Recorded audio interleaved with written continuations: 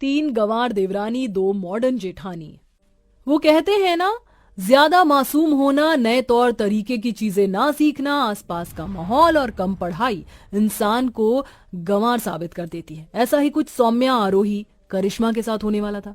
पर क्या वो ऐसी ही रहेंगी या उन तीनों में बदलाव भी आना था, ये तो हमें कहानी के आगे के मोड़ में ही पता चलेगा।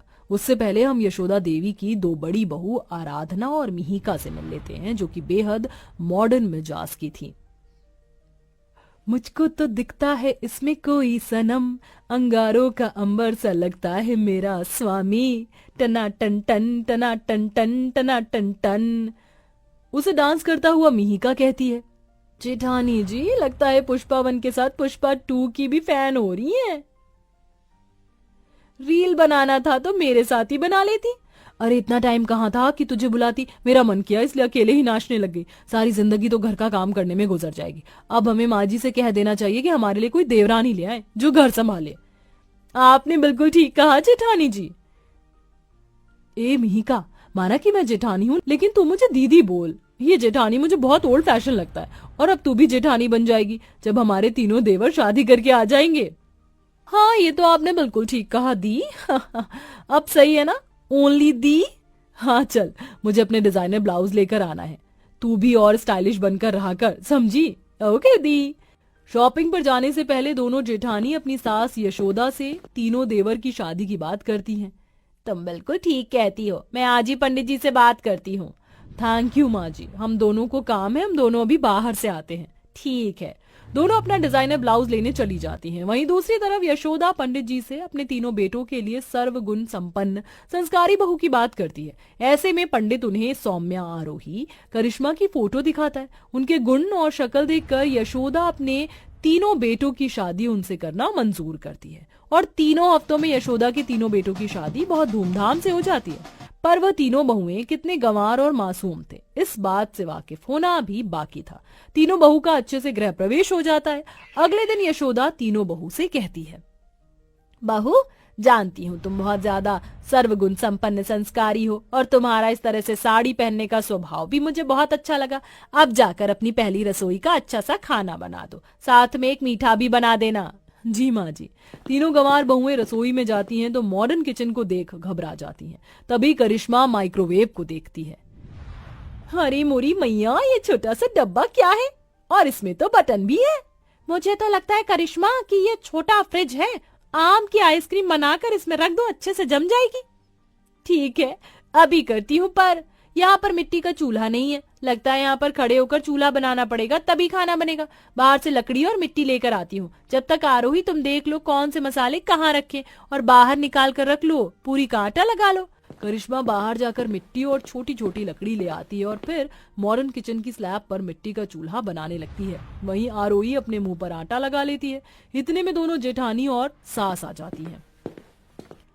तुम तीनों ये क्या कर रही हो? अभी तक खाना बनाना शुरू नहीं किया और ये रसोई में मिट्टी और लकड़ी क्यों ले आई हो? मुझे ऐसा क्यों लग रहा है कि तीनों गंवार हो? मैं ही पूछती हूँ। आरोही, सौम्या, करिश्मा, तुम दोनों क्या कर रही हो? ये मिट्टी क्यों लाई हो बाहर से? माँ जी, मुझे यहाँ पर चूल्हा नहीं दिखा, इसलिए मिट्टी का चूल्हा बना रही हूँ ताकि जल्दी से खाना बना लूं। और ये क्या आरोही, तूने अपने मुंह पर आटा क्यों लगा लिया? आपने ही कहा था पूरी का आटा लगा ले, तो ये पूरी तो बनानी थी इससे, इसलिए मुंह पर लगा ली। अरे पागल, इसका मतलब पूरी का आटा गूंथ ले, इससे पूरी कैसे बनाएंगे हम? इतने में माइक्रोवेव के खराब होने की आवाज आती है। तीनों जेठानी सास डर कर माइक्रोवेव की तरफ देखती हैं और प्लग निकाल देती हैं। सौम्या बहू, ये तुम क्या कर रही हो? माँ जी, मैं आइसक्रीम जमा रही हूँ, पता नहीं इसमें क्या हो गया, पता नहीं कैसा फ्रिज है आपका ये छोटा वाला। ये सुनते ही सास जमीन पर धड़ाम गिर जाती है और आराधना कहती है, बेवकूफ देवरानी, ये कोई छोटा फ्रिज नहीं है, इसे माइक्रोवेव बोलते हैं। आइसक्रीम इसमें जमती है, इस फ्रिज में। ब्लास्ट तो होना ही था। गांव से आई हो तो इतनी गंवार हो क्या? ये भगवान, इन्होंने तो आते ही मेरे माइक्रोवेव को खराब कर दिया। कल ही तो मंगवाया था। एक के सामने इंडक्शन है, उसके बाद भी मिट्टी का चूल्हा बना रही है, दूसरे अपने मुंह पर ही आटा लगा लिया और तीसरी की तो बात ही छोड़ दो। सॉरी माँ जी, हमें माफ कर दीजिए, हमें पता नहीं था कि ये क्या है, फिर भी हम खुद से बनाने लग गए। अरे तो तुम एक बार पूछ भी तो सकती थी, पर तुमने पूछा ही नहीं, ऊपर से गंदगी कर दी। मिहिका, आराधना बहू, तुम दोनों ही इन्हें किचन में बता दो कि फ्रिज कौन सा है, गैस कौन सी है, वरना ना जाने आगे क्या होगा। जी माँ जी। दोनों जेठानी तीनों गंवार देवरानी को किचन की हर एक चीज बता देती हैं, जिसके बाद वो खाना बना लेती हैं। कुछ देर बाद डाइनिंग टेबल पर खाना लग जाता है तो आराधना सौम्या से कहती है, सौम्या जरा रसोई से मेरे लिए 1 ग्लास बटर मिल्क ले आओ, और हाँ, इस बार कोई गंवार हरकत मत करना। जी जी जेठानी जी, ऐसी कोई शिकायत अब आपको नहीं होगी। बटर माने मक्खन, मिल्क माने दूध, यानी मुझे दूध में मक्खन डालकर लाना है। सौम्या रसोई में जाकर दूध में मक्खन डालकर चम्मच से मिलाते हुए आराधना के पास चली जाती है कि तभी, सौम्या, ये तुम इसमें क्या मिला रही हो? जेठानी जी, इस बार मैंने कोई गलती नहीं की है, जैसा आपने बोला था मैंने वैसा ही किया है। दूध में मक्खन डाल के ला रही हूँ, मिलाऊंगी नहीं तो कैसे मिलेगा? ये सुन खाना खाती हुई मिहिका कुर्सी से गिर पड़ती। दी, इसने क्या बोला? दूध में मक्खन? वही तो सौम्या, तुम पागल हो क्या? मैंने तुमसे छाछ मंगवाई थी, उसे बोलते हैं बटर मिल्क। सच में तुम एक नंबर की गंवार हो। देखो तो मुझे क्या लेकर दे रही हो। देवर जी को अफसोस नहीं होता क्या इनकी ऐसी हरकतों पर? आप इन तीनों को लेकर आई थी ना, हमने सोचा था कि ये हमारा काम में हाथ बटाएंगी, पर ये तो और काम बिगाड़ रही हैं। हाँ माँ जी। दोनों जेठानी की बातों से सौम्या की आंखों में आंसू आ जाते हैं। अब मैं क्या बोलूं, बहू जो पंडित था उसने यही बोला था कि सर्वगुण संपन्न है, पर मुझे लग रहा है उसने हमारा काट दिया। सॉरी माँ जी। जेठानी जी, मुझे नहीं पता था छाछ को बटर मिल्क बोलते हैं। रोते हुए सौम्या कमरे में चली जाती। वहीं कुछ देर बाद आरोही को यशोदा कपड़े धोने के लिए वॉशिंग मशीन के बारे में बताती है, तो वह अपनी अकल लगाकर वॉशिंग मशीन में बर्तन भी डाल देती है, जिससे मशीन कपड़ों के साथ बहुत खटपट करने लगती है। आवाज सुन यशोदा भागकर आती और फटाफट मशीन का तार निकाल कर कहती है, अरे तुझ में दिमाग है कि नहीं? वॉशिंग मशीन में बर्तन कौन धोता है? ये कपड़े धोने के लिए होती है, ना कि बर्तन। सॉरी माँ जी, माफ कर दीजिए। वो क्या है ना, कभी वॉशिंग मशीन चलाई नहीं है, और आपने ही कहा था इसमें कपड़े धुलते हैं, तो मुझे लगा बर्तन भी धो सकते हैं, इसलिए मैंने ऐसा कर दिया। कल का नुकसान करके चैन नहीं पड़ा, वॉशिंग मशीन को भी खराब कर दिया। जा यहाँ से तू। लगता है मैं ही पागल थी जो तुम्हें इस घर में ले आई।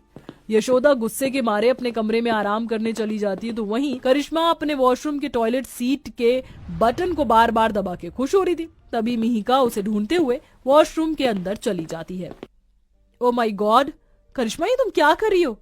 इसलिए इतनी देर से वॉशरूम में पानी कम आ रहा था। तुम बार बार फ्लश क्यों दबा रही हो? जेठानी जी, मुझे नहीं पता था कि हमारे घर में नहाने वाले कमरे में गेम लगा रखी है। ये गेम मुझे बहुत पसंद है। जब भी मैं बटन दबाती हूँ तो जोर से पानी आता है, फिर चला जाता है। फिर उस पानी को बुलाने के लिए मैंने बार बार बटन दबा दिया। बहुत मजा आ रहा है। ऐसे गेम तो मैंने कभी नहीं खेला। छी, तुम पागल हो क्या? तीनों की तीनों ऐसी हो। ये टॉयलेट सीट है, बदबू के मारे मेरे यहाँ ये टॉयलेट सीट है, बदबू के मारे मेरे से यहाँ रुका नहीं जा रहा, और तुम खेल रही हो। वाओ। मिहिका उसकी यह हरकत सास को बता देती है। दोनों मॉडर्न जेठानी और सास को तीनों गवार बहू की हरकत से नाक में दम हो जाता है। वो तीनों की तीनों गवार बहू के पास आती है। इतने में वह घर की सफाई करते करते लैपटॉप को धो देती है, तो दूसरी वैक्यूम क्लीनर को कंट्रोल नहीं कर पाती, जिससे आराधना सामने आती है और उसके चेहरे से वैक्यूम क्लीनर चिपक जाता है। अरे कोई बचाओ मुझे, माँ जी, मुझे बचाओ इन गवारों से। क्या करे अब? हे भगवान, जल्दी से वैक्यूम क्लीनर बंद कर। मिहिका वैक्यूम क्लीनर बंद करती है। तब जाकर आराधना वैक्यूम क्लीनर से अलग होती है, और इस बार सास तीनों को लाइन में खड़ा कर देती है। मुझे नहीं पता था तुम तीनों इतनी गवार होगी। हद कर दी आज तो तुमने। पता नहीं बड़ी बहू के साथ क्या कर देते। संस्कारी आ जाए, पर तुम संस्कारी से ज्यादा गवार निकली। जो काम बोलो सब उल्टा पुल्टा कर देती हो। ऐसा ही सब करना है तो मैं तुम्हें तुम्हारे घर भेज देती हूँ। तभी तीनों बहुएं रोते हुए सास का पैर पकड़ लेती हैं। हमें माफ कर दीजिए, जाने अनजाने हमसे बहुत बड़ी गलती हो गई। हम गांव से आए इसलिए शहर की चीजों को नहीं जानते, लेकिन आप हमें बता देते, या आप बता दोगे तो हम ऐसी गलती दोबारा नहीं करेंगे। हमें एक मौका दे दीजिए। माँ जी, गलती तो हमसे भी हुई है। हमें ही इन्हें इनकी पहली गलती पर समझा देना चाहिए था, क्योंकि ये तो यहाँ पर कभी रही ही नहीं है। हाँ माँ जी, सही कहा तुम दोनों ने। तुम दोनों की जिम्मेदारी है इन्हें थोड़ा अपनी तरह बनाओ और घर की मॉडर्न चीजों के बारे में भी सिखाओ। जी माँ जी। इस तरह दोनों मॉडर्न जेठानी गंवार देवरानियों के दिल का हाल समझती हैं और अब उन्हें शहर के तौर तरीके, मॉडर्न लाइफस्टाइल और इलेक्ट्रॉनिक अप्लायंस के बारे में बताती हैं, जिसके बाद धीरे धीरे वह उनके रंग में ही ढल जाते हैं और सब खुशी खुशी रहने लगते हैं।